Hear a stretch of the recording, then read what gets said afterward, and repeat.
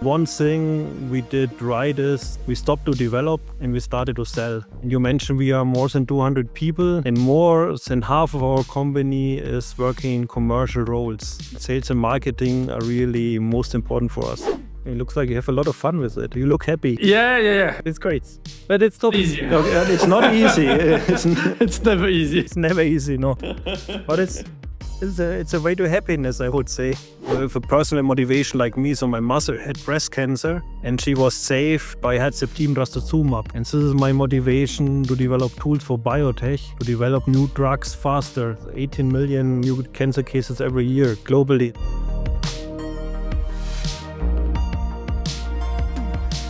Bienvenue to a new episode. I'm your host Philipp, and on this show I'm interviewing the best Europeans in biotech to help you grow. Building a large life science company without fundraising is very tough, but it's possible. One of the best entrepreneurs in the space is Philipp Baaske from NanoTemper. He has founded the company in 2008 and it has now over 200 employees without ever fundraising. So I went to Munich to catch up with him. I've known him for many years, but it's actually the first time we met live. We talked about the lessons about building this life science tool company, which is specialized in protein interaction. We also talked about resisting the big money on the table and on the impact of accelerating cancer drug development. For transparency, this episode has been sponsored by NanoTemper. So here's my conversation with Philipp, and please hit the like, follow button if you're enjoying it.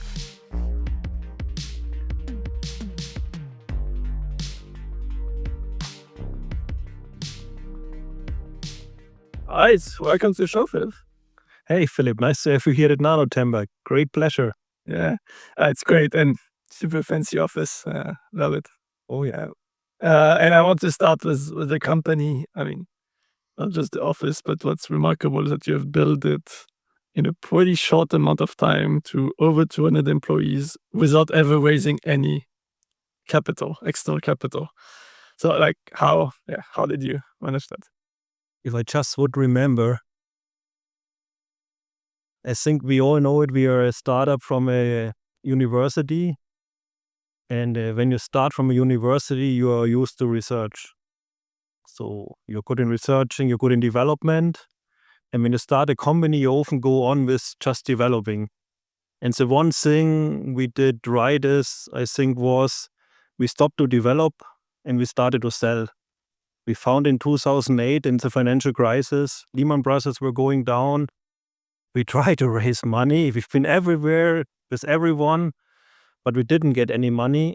So the only option we had was to go for money from our customers, to earn it with our products. And I think, and I'm very convinced of it now, it was the best thing which could happen to us because it forced us to sell. So we didn't hire engineers.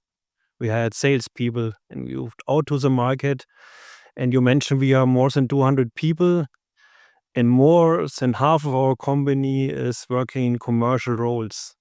So sales and marketing are really most important for us. That brings me a lot of questions as well. Like how on the we can talk about the question, but maybe on a bit of background on you. You said you founded it doing university. I think it was your PhD, right? Yeah. How was that moment like? And you have an invention, but what happened in that moment? What made you decide like, okay, let's make a company out of it? Like, it was nearly exactly 19 years ago. So Stefan and me worked together in our only joint project as PhD students, and our whole chair was going for skiing in the Alps. And we've been a small research group, not a lot of money, so we had to share all the instruments. And 19 years ago, it was late of February or early March, everyone was skiing. We had the whole lab for us. So we just worked 2 days. We stayed in the labs, the others were skiing. And we did the experiments all the time. And from this, we got so good results. We called it melting curve in a snapshot, that we thought there's really economic commercial potential in it. And this moved us to this track of thinking about patent application, business plan competition, and at the end, founding a company. wow. And you don't, before that, I'm curious also, before that, did you have any like entrepreneur, some projects you did before or your co-founder did before, or was it like, or you had this vibe already? Or is it really came because of the opportunity, you kind of jumped into it? And what I remember from my childhood is my grandfather was a farmer. So he was on his own and he never complained. He even didn't complain about the weather because you can't change it. And my mother worked in kindergarten. My father was a blue-collar electrician. They were always complaining about their jobs and the bosses. And this I remembered. And then I went into science. Very fancy project, Origin of Life. Very philosophic. Really understand how everything works. And then I realized I'm a bad scientist. I had to get out of here. And this opened my mind for new things. And it was an opportunity with this project, Stefan, we had together, where we discovered this new thing. We had this invention and patented it. It was just an opportunity arising, and we took this opportunity to found a company. I mean, in the German name, entrepreneur calls Unternehmer. It means you do something. This is what we did. Just do it. Describes this very well. Opportunity, we took it. That's amazing. And can you talk a bit about the actual discovery, the actual science behind what MicroScale Thermophoresis, if I read it correctly? As this was our first discovery. First discovery is called MicroScale Thermophoresis, and it's this joint project. We talked about what it was, the things that we have to prevent it from happening. We were trying to measure so fast that there is no microscale thermophoresis. This is a movement of molecules in a temperature gradient. And this is how we somehow also found it. But also another thing is we measured melting curves of DNA very quickly. Idea was to find mutation, and everyone was doing melting curves, just temperature over temperature. And just was trying to do it quicker. And we thought about what is the quickest way to measure a molecule at different temperatures. And the quickest way is to have all temperatures at once. So we use strong IR lasers to induce a microscale temperature gradient where we had all temperatures between 100 degrees Celsius and 20 degrees Celsius at once, but at different places. So we had a temperature gradient of 1 Kelvin per micrometer, which is 1 million Kelvin per meter. And in this, we measure the stability of DNA. Okay. So, so I guess you could do it much faster than what was existing. Yeah, this was the idea, but it was not a good business model. We failed with this. This is why we then moved to microscale thermophoresis, and we prevented. Because we thought, hey, after PCR, you can do a melting curve analysis, not in half an hour, but in 50 milliseconds. Super cool. We can earn a lot of money with it. We just missed the point that you do half an hour PCR, half an hour melting curve analysis. And we reduced it just to half an hour and nothing, only a factor of 2. So we missed to understand the whole workflow. But with microscale thermophoresis, the effect we just tried to avoid, we found somehow a gap in the market for protein analysis. Okay. And so now you're really specialized on protein interactions, and I guess what everything comes with it, also manufacturing of proteins. I mean, you mentioned, we mentioned when we prepared kind of the interview, like you are very good also now at controlling the production of complex bioproteins, ADCs, biospecifics, etc. Can you go a bit more on there on today? What's the offering today? I think most startups start with the technology and end with the technology. We did it in a different way. We started with this microscale thermophoresis, which is one optical technology we have, but we now have 10 other optical technologies. And what we now do is we try to understand a problem a customer has, and if many customers have the same problem with a market, and we put different combinations of these optical methods into one instrument, to solve this problem in the best way. For example, our Prometheus Panda, we've combined 4 different optical methods, so nano DSF, DLS, SLS, back reflection, to answer biomanufacturing or quality or formulation topics. So this was our big step from a startup to a scale-up, from having a technology where you think, what is it good for? Where's the problem for it? To having customer problems, having a technology portfolio, combine the technologies to solve a customer need, and with this you get a product. And this makes you do a scale-up.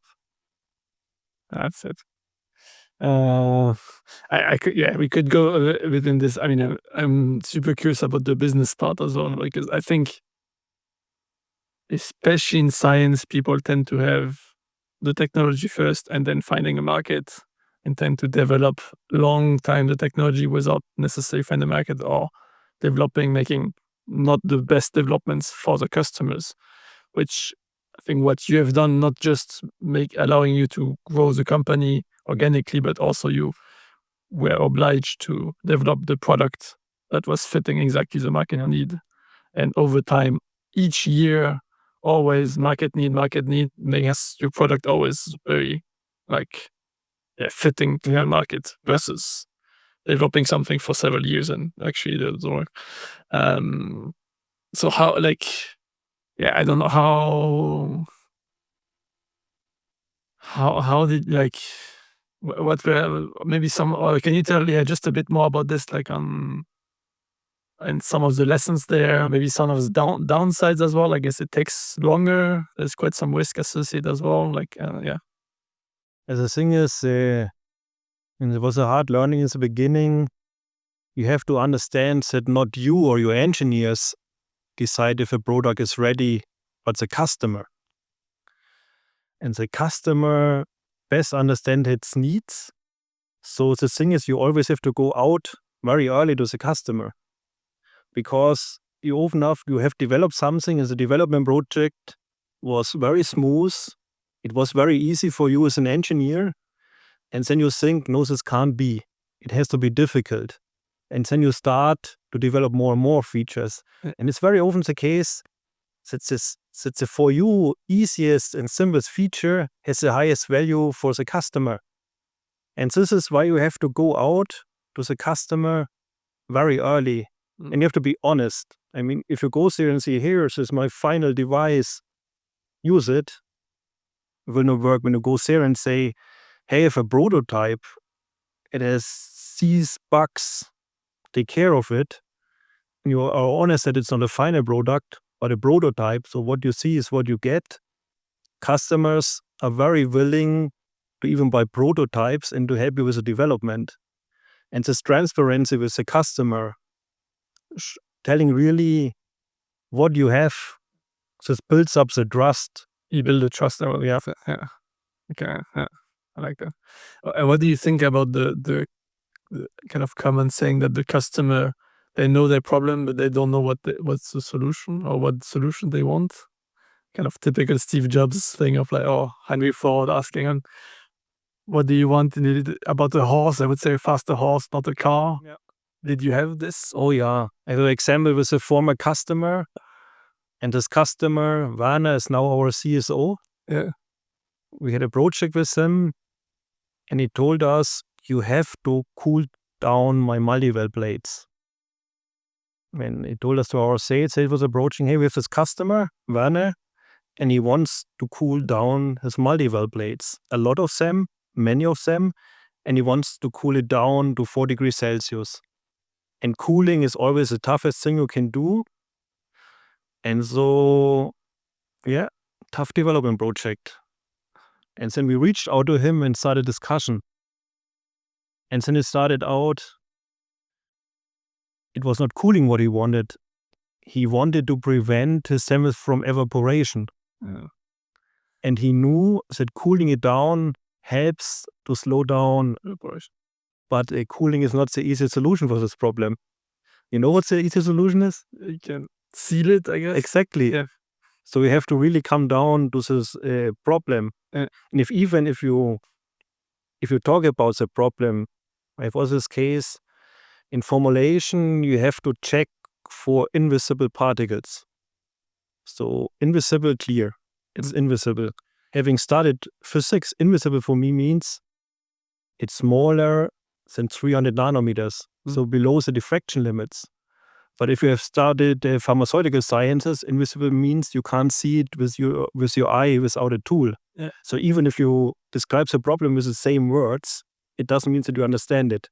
So we really have to be at the customer and also see what the customer does, because there are studies that a customer can only talk about 20% of the things he does in a very conscious manner. The other 80% are somehow in his back, and you only see them seeing customer doing the workflow at the lab bench. Yeah. So you really have to be at the customer side with open eyes and ears, and don't talk. You have to listen and use the whole time. That's amazing. Yeah, that's amazing. Can you? I think I'm thinking also about the challenges of all that approach, which is one challenge, especially in your case, you had to build the technology in the machine, and usually you need quite some cash for it. From what I read from your story is that you managed to charge customers before you even had to build the machine, which I think is not easy. It was all about trust. It was like, as a founder, you really put your hand into the fire and say, with all I'm standing for, it will work. And of course, you have to prove it with data. We had experimental setups no one could use except we, and we showed that we can measure what is expected on this prototypes or research setups. Key was also to ask the customer, what do I have to prove that you will trust me? Not something or anything, really understanding what makes a difference. Where will there be value for them? Yeah. And how much value, I guess, was not. And it's a thing like it's about trust. A promise made is a promise kept. Yeah. So when we told the customer, you get this prototype for your money this day, the customer got it. And even for us, maybe we were a little naive and went a weekend without sleeping. But it was really, okay, customer trusted in us and we keep our word. Even if we have work night and day, it's all about really keeping your promise and to build up your trust. And your first customer is the next customer will ask, are you happy with NanoTemper? And said, yes, they kept the promise. And this is a big thing.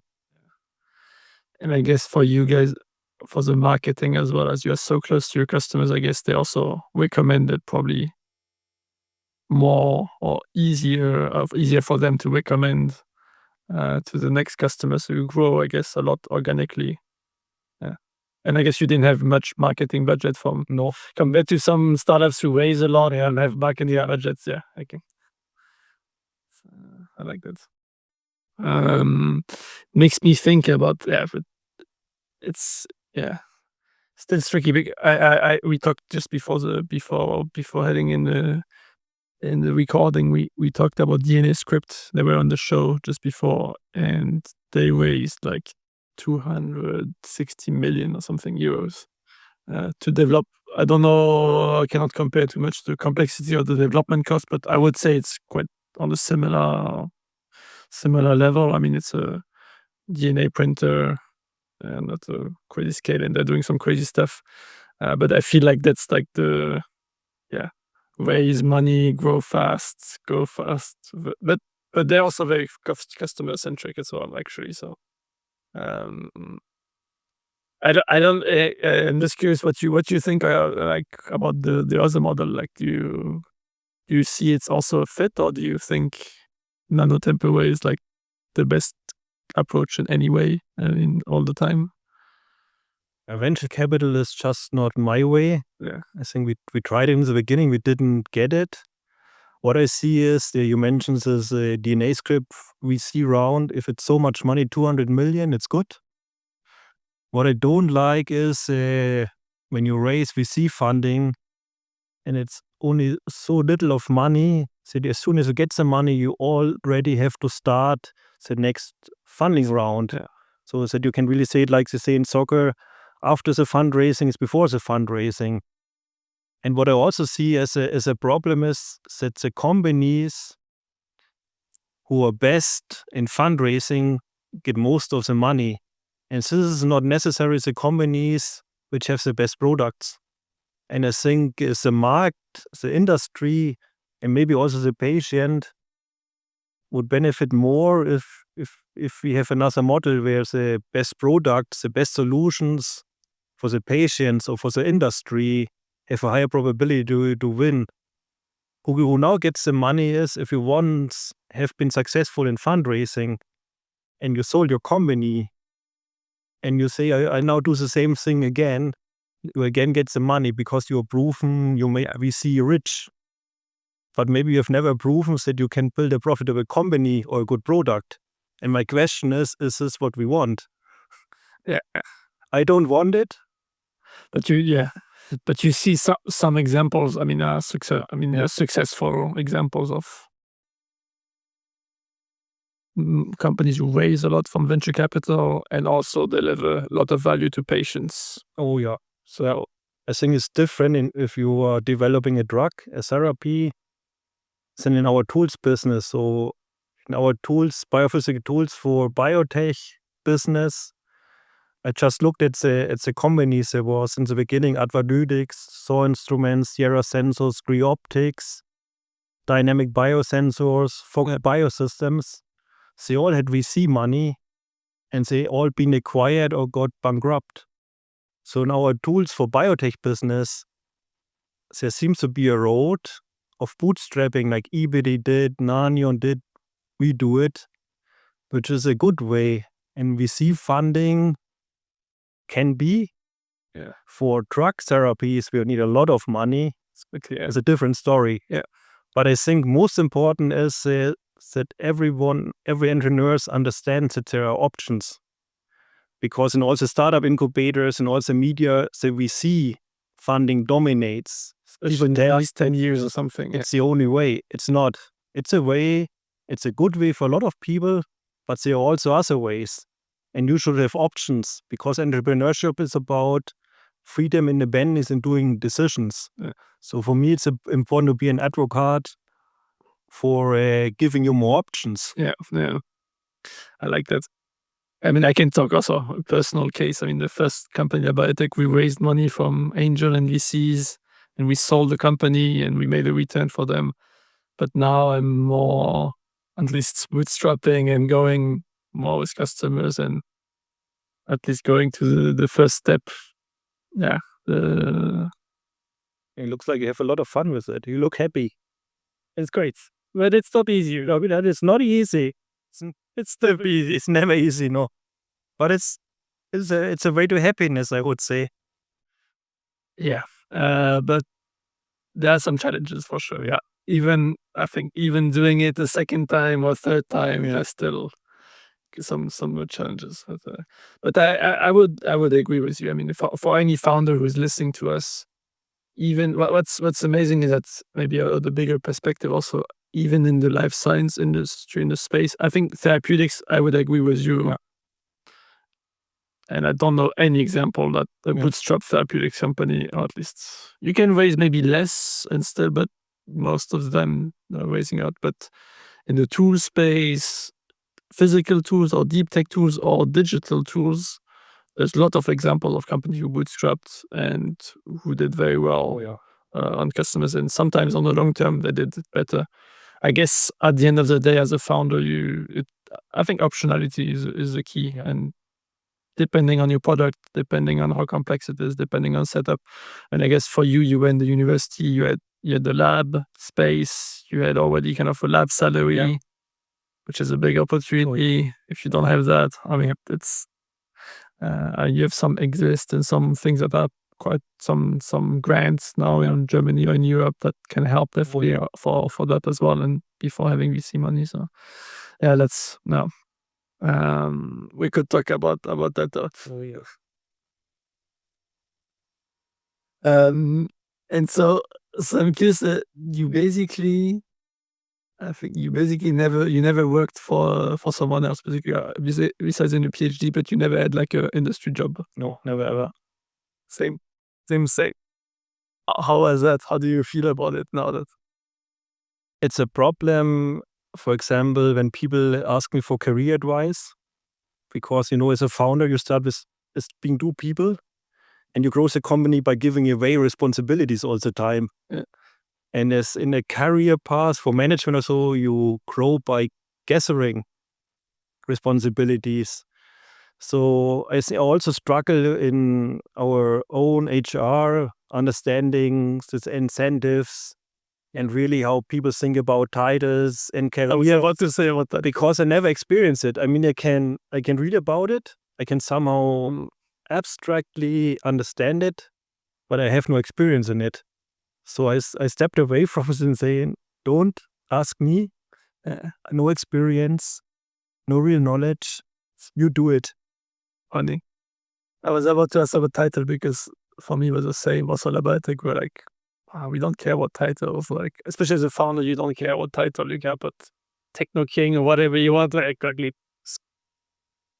But yeah, it's important when you, I guess, especially when you are above 200 employees, or like, I guess if you pass the 50 threshold, where usually things start to be quite different. Yeah, no, that's a good one.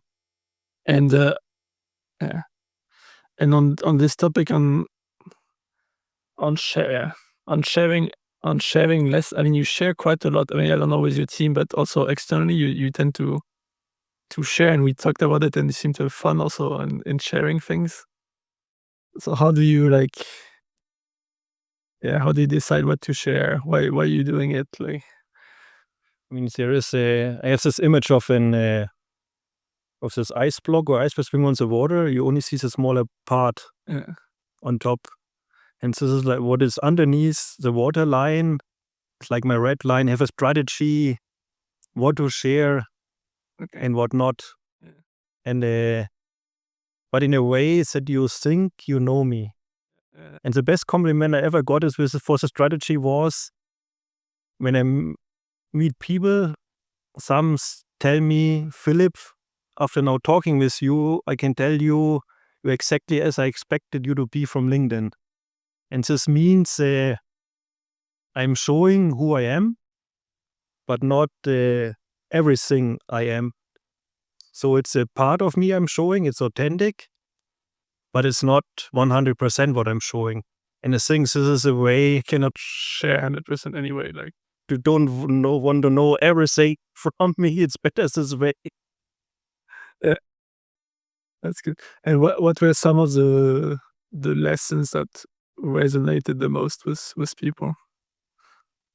A lot of leadership lessons, especially with I have this one hiring lesson where I was like just dressed in a hoodie and welcomed an applicant, made espresso for him, and then he told me, yeah, now enough of the small talk, just bring me to your bosses for the interview. And this was a salesperson who should have known who is the CEO of the company he applies for. And this is this practical lessons. A lot is also my motivation, my why I'm in biotech. I realized speaking with a lot of founders in biotech, a lot of people hesitate to really tell why they are doing this, why they are doing this job with 80 hours of work, 80 hours work a week. This is also stress. And a lot of them have a personal motivation like me. So my mother had breast cancer. And she was saved by herceptin trastuzumab, this biotech antibody from Roche. And this is my motivation to be Genentech. Because my grandma died because of cancer. My uncle died. I have a high probability that I also get cancer. And this is my motivation to develop tools for biotech, to help with these tools, to develop new drugs faster. And a lot of founders have a comparable story. They are just shy, reluctant to share it. And we have people here working us. They are just at NanoTemper because they had cancer or they had someone in the family having cancer. And this is the only reason we get these great people, because they understand what they do here is not just for earning money or making someone rich. It's a mission. It's a good mission. And this is a very strong mission we have here in biotech, and we should use it more, I think. Yeah, that's good. Resonates. I mean, my mom passed away from cancer recently, so I can, a few years ago, but I was already in biotech and already very inspired, and it gave me an extra boost. Even like when you see it so close, and want to do things. 18 million new cancer cases every year. 18 globally, so all Netherlands. Yeah, that's a lot. I mean, it's I think it's a blessing in a way to be able to work in an industry that has so much impact. Yeah, I think it's it's really. I can really also show it. We have this to your employees. We have this case where we do usability, user experience of our instruments is very important for us. So we invest a lot in software, because software is the interface from the instrument to the customer, to the user. And we had a designer working on a project where the goal was to save the customer 1 hour per week by improving the user experience interface. And she worked 3 months on it and told, okay, for 1 hour a week, what is it? And I told her, well, it's 1 hour a week. You have 50 weeks a year and you have 20,000 users. So it's 1 million hours. And do you know how long you live? Around 700,000 hours. So with 3 months work, you save scientists 1 million hours. They can spend more on developing drugs. Yeah. There's more you can do in your whole lifetime alone. And you have to be aware of this leverage you have in our industry. It can be huge. But in daily business, it's tough. You do your thing, you do your project, and it's tough to see the bigger picture for what I am doing. And I see it as our duty as leaders to show the impact of the work everyone has. Yeah, I like that.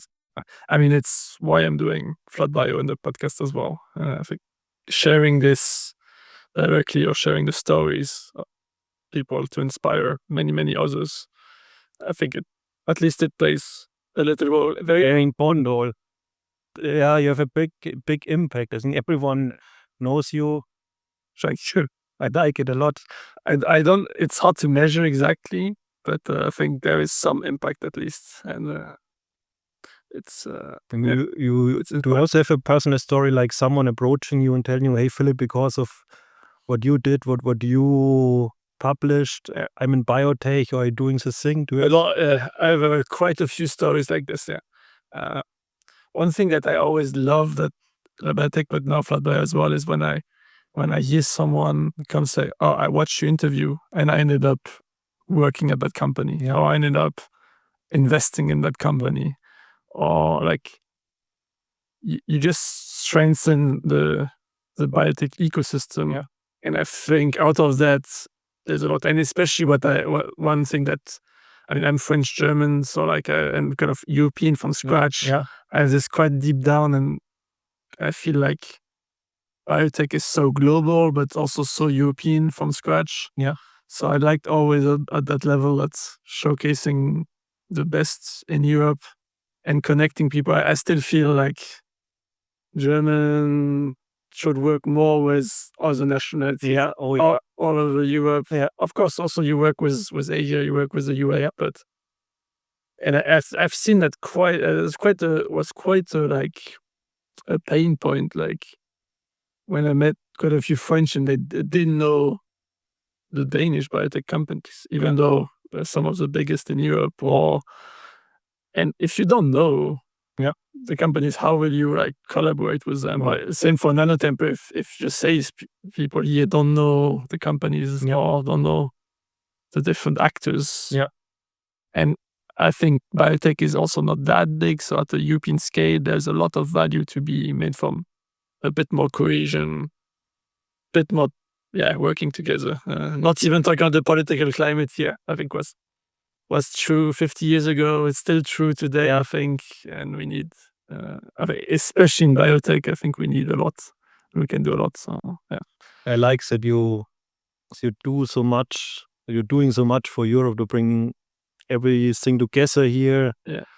I think we have to look at what China is doing, what the US are doing, but it's not about us to just copy them. We have to find our own European way of doing the things and have a clear vision. And also now, with all this coming from all sides, not being reactive, but have an own vision where we want to go, because and work together, because we are so small in Europe and our different cultures are our strengths.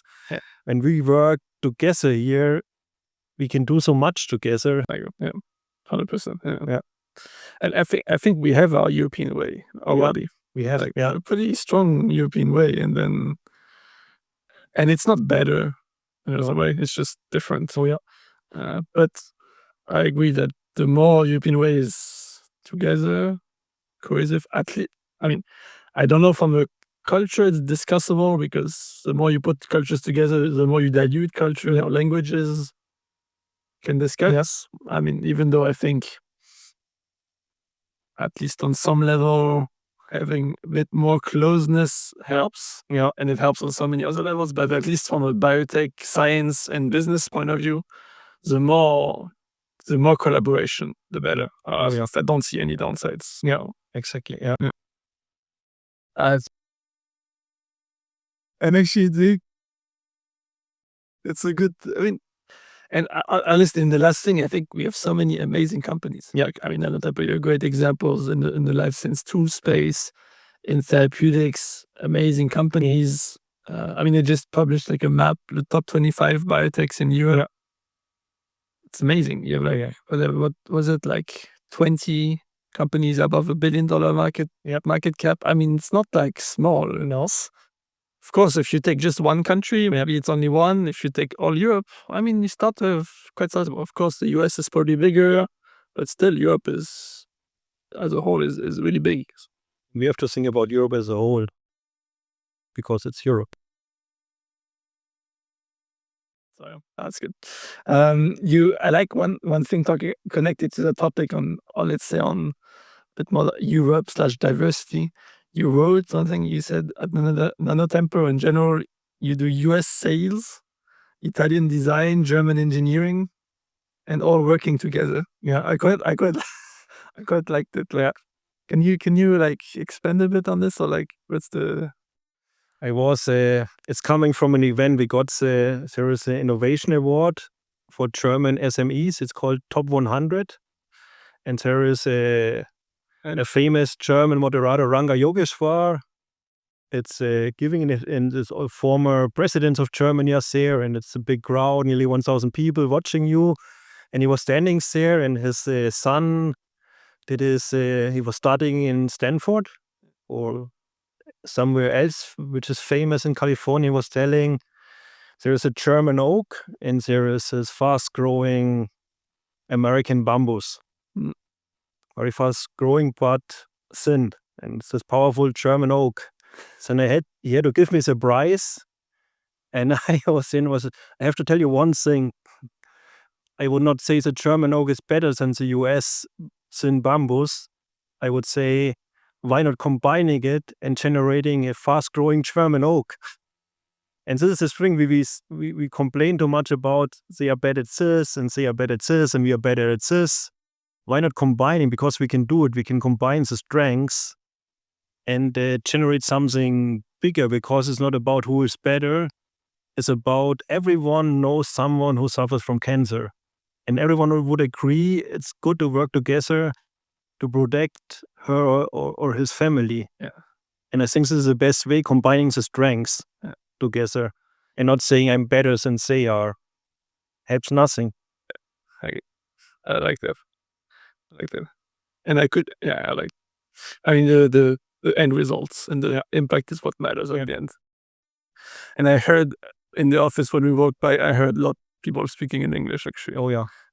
How diverse is your team? think we have 33 nationalities in the company. Very international. Yeah, that's good. I love it. And I guess being in Munich helps as well. Oh yeah, helps a lot with LMU, TU, all six Max Planck institutes. That's very good here. And a good airport with all these direct connections. That's a lot. Especially to fly outside Europe. Exactly. Berlin is not that US Berlin airport. That's good. And can you talk a bit more about Munich? How it helped you? How you see life sciences here? It helped a lot that we have been in a building where there was a lot of others. There was EBD and Nanion and Gene Biosolution founded in exactly the same building. So you have an environment of startups and entrepreneurs around you. We just couldn't avoid it to run into startups. And then you're aware of startups. You have startups somewhere in your mind. And as soon as an opportunity comes, you start up. I can found a company comes up. So the environment is really important. And I think in Munich, we have a critical mass. Like you have also in Cambridge in UK and in Boston, the Bay Area, you have enough founders and founders attract money and money attract founders. And then you have a self-running system. And you need this critical mass, I think. Can be London, Paris, maybe Munich. It's also okay if it's only London and Paris in Europe. But we need the centers. We have a critical mass of startups and money. And if you are the whole day exposed to founders and entrepreneurs, it's easier for you to also become a founder. Yeah, that's good. 100% agree. Yeah, you need this. Yeah, environment matters at the end of the day. And even what we just discussed, you can get more and more inspiration online and connecting online, but I think still offline matters. Offline makes a big difference. You somehow feel it. So with offline is quite it's good to do it online, to get the information somehow. But for me, I need to have this interaction to get the body language, to also see the whole things, like people act with each other, also how it looks like in their labs.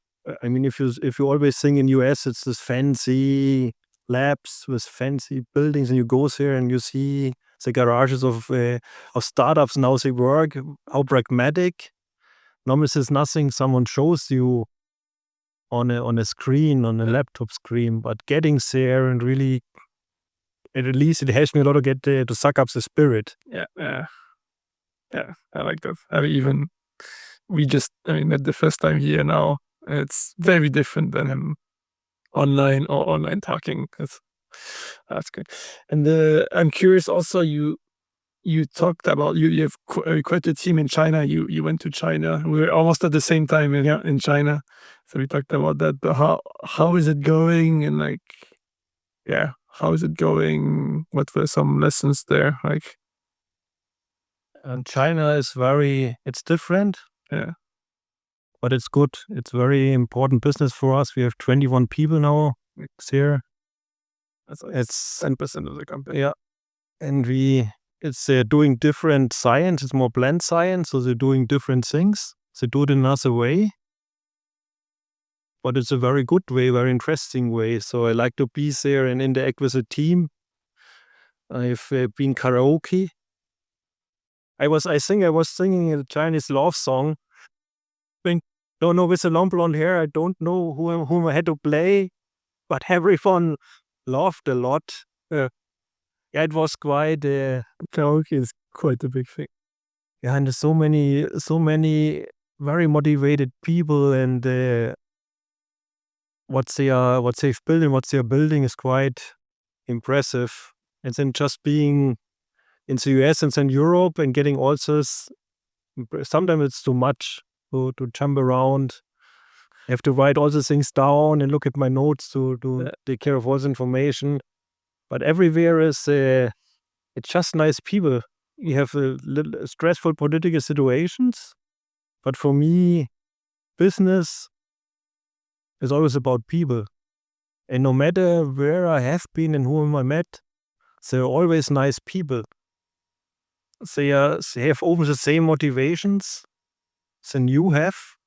And they have quite some similarities. I feel like more similarities than we think. Oh yeah. You always find a common core you can build on. So I think now it's up to us also as entrepreneurs to connect, even if there are political things going on, some madness, whatever. The people are nice. It's about connecting with the people and keeping the connections ongoing and alive. I like that. It's I like. I have similar lesson, not on the business level, on the personal level, but similar lesson. My wife is Chinese, and I visited a few times now, and with her parents, the big realization is I cannot speak much Chinese. Yeah. On the surface, it looks very different. Yeah. But actually, when you look at the similarities a bit deep down, there's a lot of similarities. Yeah. And humans are humans. I mean, oh yeah. So I like that.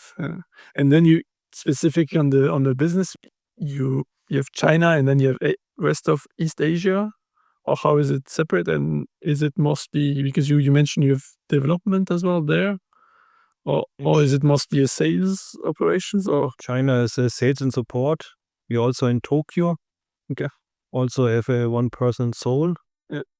But it's mostly sales support, and we also have an own marketing, 3 people in China. We do everything on WeChat. It's quite funny to look there at the phone and texting with the guys. Everything. Yeah. Quite a nice system. We keep R&D and production focused here in Munich. Yeah, we do more and more field service because our devices get more and more integrated in automated lines into biomanufacturing. Yeah. In the early times, the devices are robust and quite small, so you could easily send them around by airplane. You always have also someone who can repair the instruments. So we have a person in Beijing repairing the devices, also in Boston. So we always are very close to our customers to support them in their needs and also repair a device if it fails. Okay. And then you mentioned like that the whole research and the whole manufacturing is done here basically here, or you do it yourself and you don't outsource anything. Can you talk a bit more about that on like the whys and how it works? We do the final assembly here. So we develop everything, and then we get some pre-produced parts and we put it together. Yeah. And we sometimes try to outsource some things with our consumables, also some parts of the instruments. But we realize that there's really knowledge in production, which helps you also to develop the next generation of the product. Yeah. And the thing is, innovation is our DNA. We always improve our instruments, especially via software and consumables. And it's also important for us to react quickly if the market changes. So then we have to develop a device, and sometimes we do it even in 18 months and bring it quickly into production. And then it's just very helpful when your R&D and your production is in the same building. It means everyone knows each other. Yeah. So communication is easy. They know how to interact with each other. They work in teams to solve the problems, and this makes us quicker. You can solve problems faster. And adapt quickly to market needs. Yeah, okay. Comes back to the first topic we had of being very close to customers, but also being very agile to respond to them. And I like that. That's very integrated model. And you told me also you started like this from the beginning. You built the first instrument, so then you continued.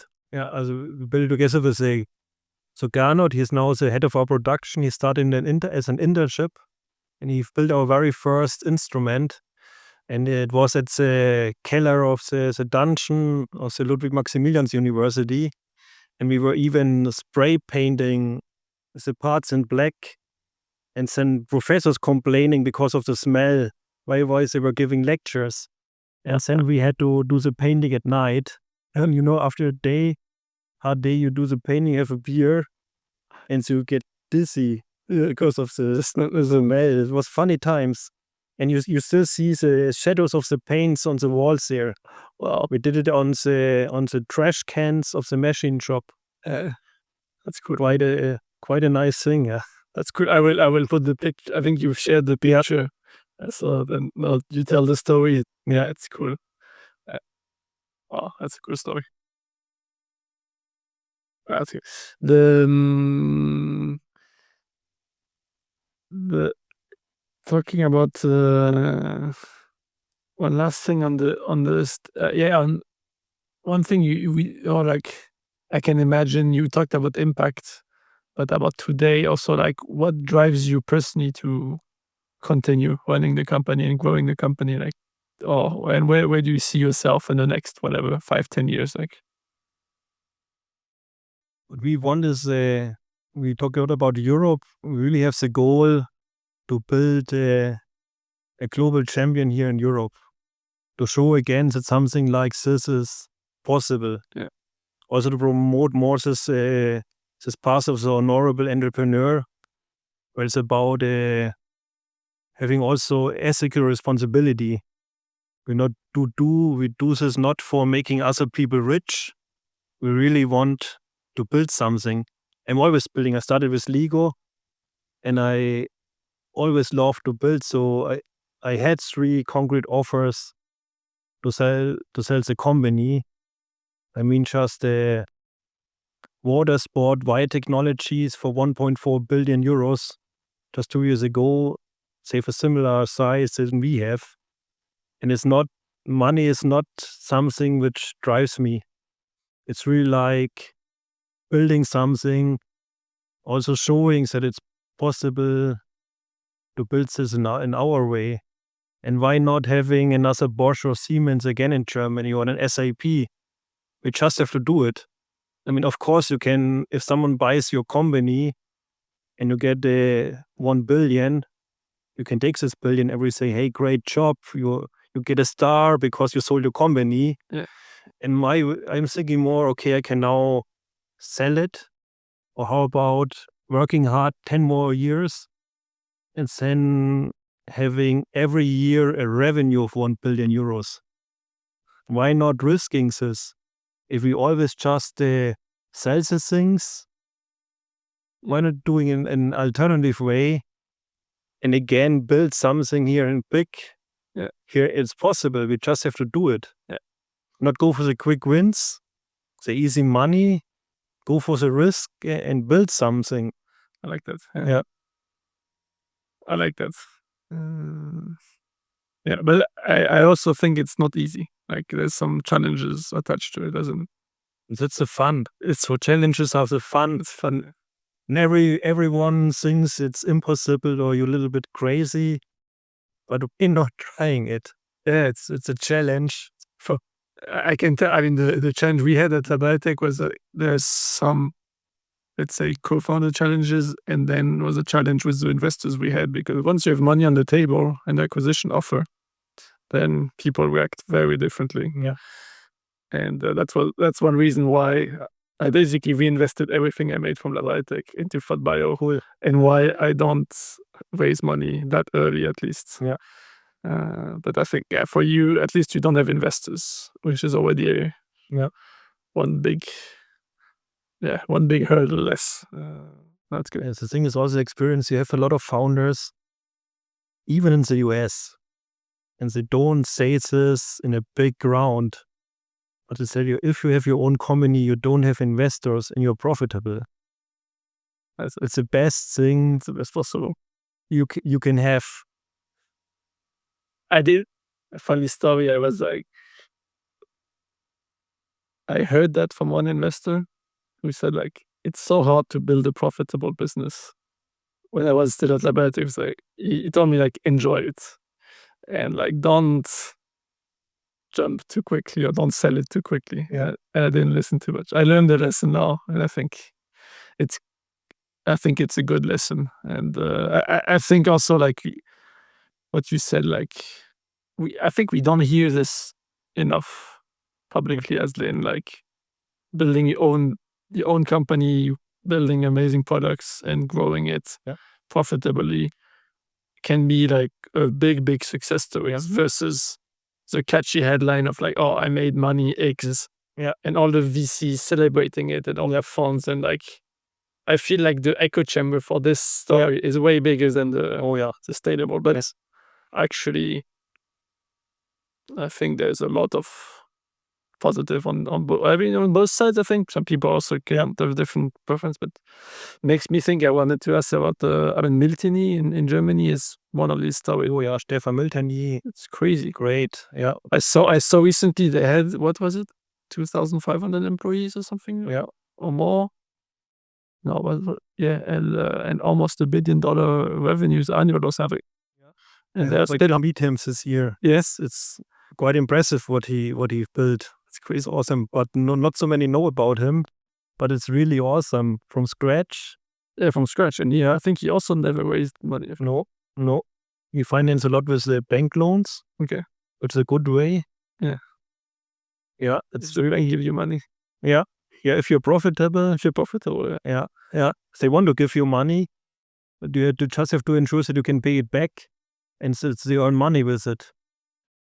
As soon as you are in a stage where you earn money comes to you. Okay, yeah. Because money attracts money. Yeah, that's true. We never went because we tried to raise money from banks when we were at the beginning, and this doesn't work. And what do you think about QIAGEN? Because it's also quite a crazy success story as well. But I just have was one of our first customers, and I nearly messed it up. They have this, they're close to Düsseldorf and Köln. They have some of the fights, the cities. We had a postdoc in our office, and we had our battles, and she hated this Kölsch, this beer from Cologne, and to somehow play around with her, I just put a Kölsch sticker on the Alt key on my keyboard. And with this, I didn't remove it and moved to key again. And say, don't like Kölsch, and saw my sticker. So one of the decision makers was not happy about my keyboard. There's Kölsch over these keys. So, but we still convinced them, and they bought our instrument. Also a great story. I think Thermo Fisher tried to acquire them a few years ago, but they stayed independent.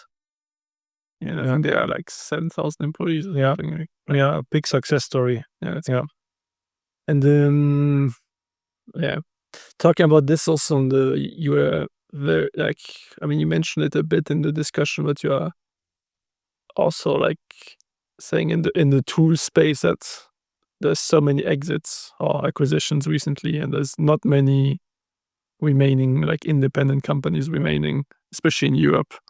And actually, in between, you mentioned this, and then I saw, I think last week or 2 weeks, Remy from Stilla, who sold, if you know them, Stilla Technologies, also instruments. They got acquired by Biorad for like 300 million or something, which obviously is an amazing exit, amazing story. But I was just thinking about your comment of like, okay, one more tool company that got acquired by a big player. Like, what's your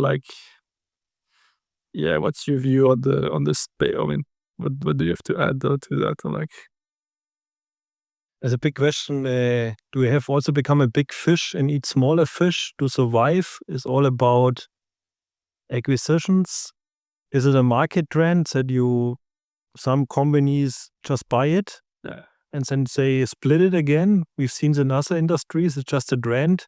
What you also see, if one of the big, for example, if Waters or Brugger starts to buy something, all the others go into the same areas. They're all doing the same.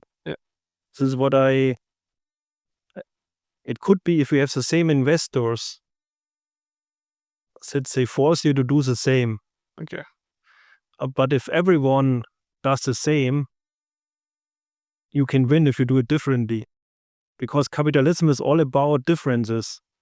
The ones who do it different, they can win the market. Because we need differences in capitalism. And I think it's just if you put you some money on the table, and if you take it, you're gone. It's about, can you really resist? Can you resist 300 million on your table? That's the question. And they know how it works. They put you the money there, and then you take it or you don't take it. And they tell you also you're too small to survive. We have the scaling effects. What do you think? Is there something? No. No. No. Sometimes they just buy you to have you away from the market. Okay.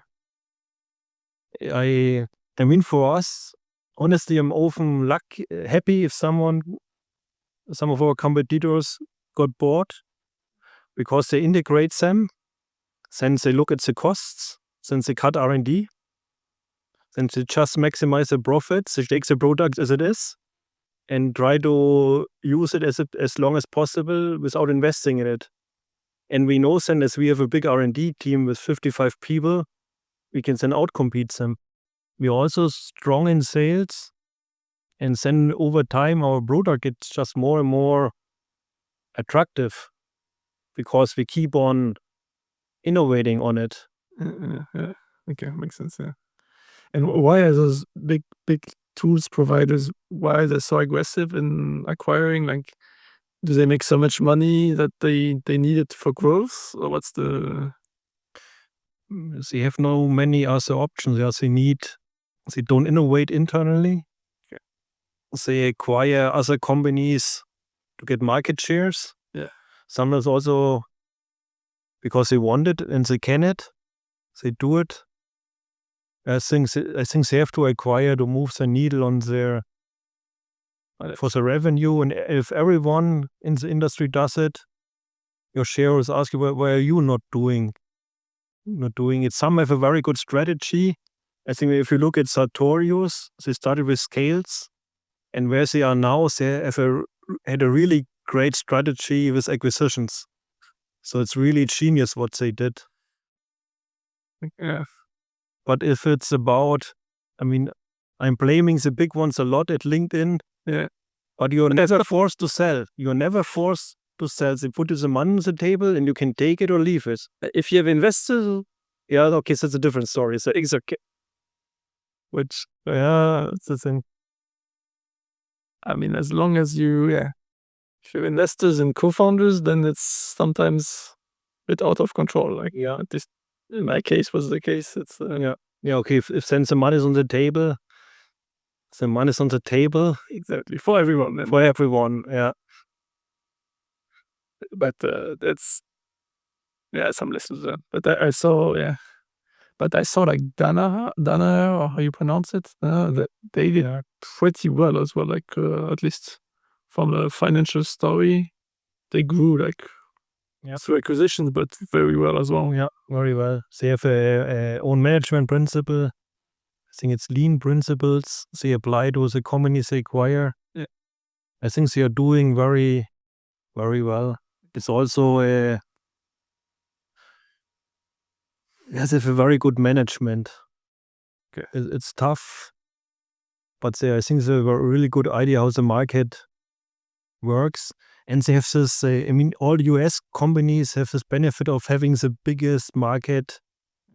The home market is the biggest market, and they often see the trends before us. So money is very clever. There's also the theory of all the stock markets. The stock markets have the maximum information. I think there was a Nobel Prize for it.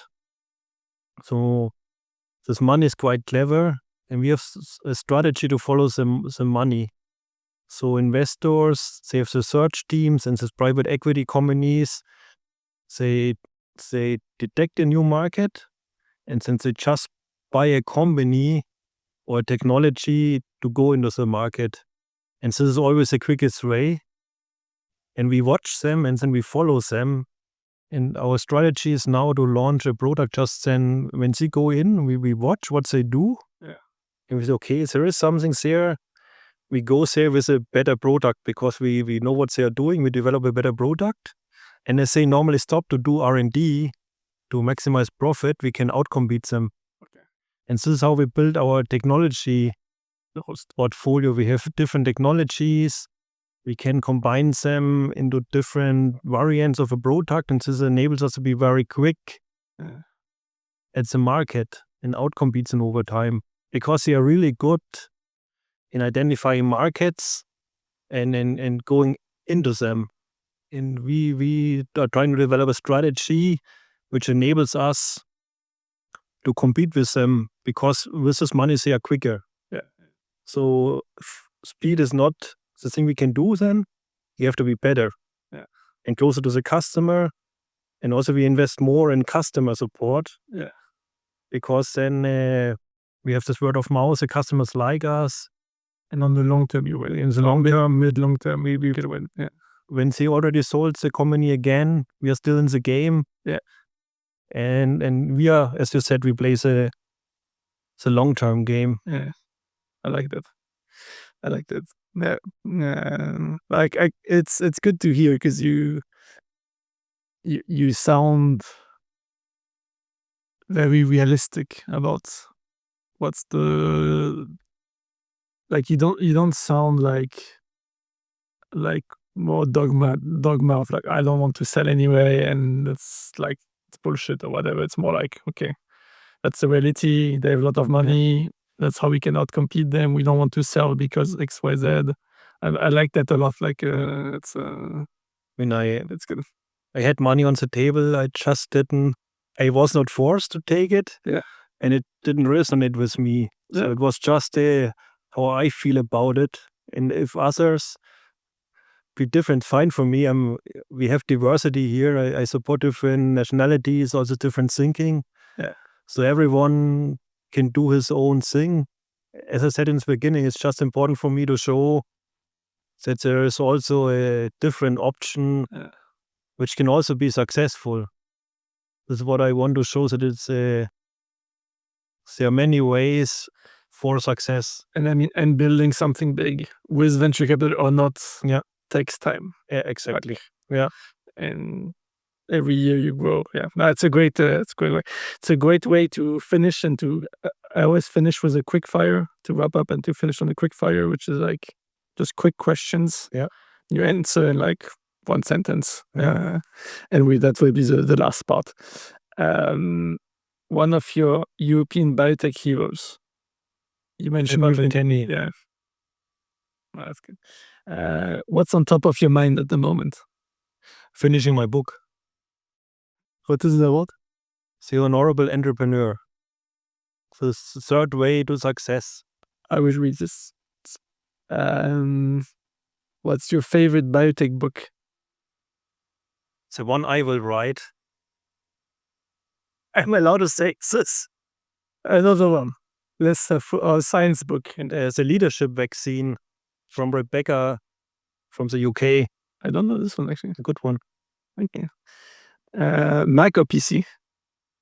What? Mac or PC? Mac or PC.